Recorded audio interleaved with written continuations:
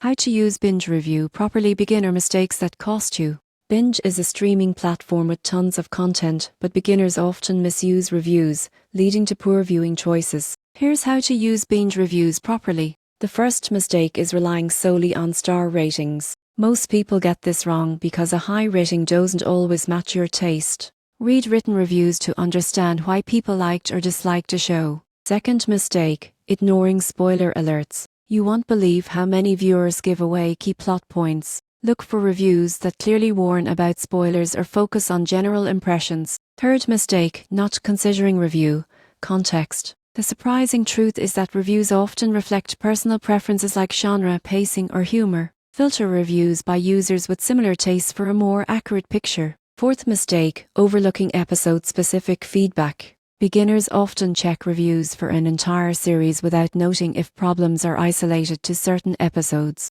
Scan for episode-level insights to avoid disappointment. Finally, neglecting official Binge content notes is common. Check episode descriptions, ratings, and platform recommendations to complement user reviews. Using Binge reviews properly means reading beyond ratings, avoiding spoilers, considering context, checking episode details, and combining insights with official info. Avoid these mistakes to binge smarter and enjoy the shows that really match your taste.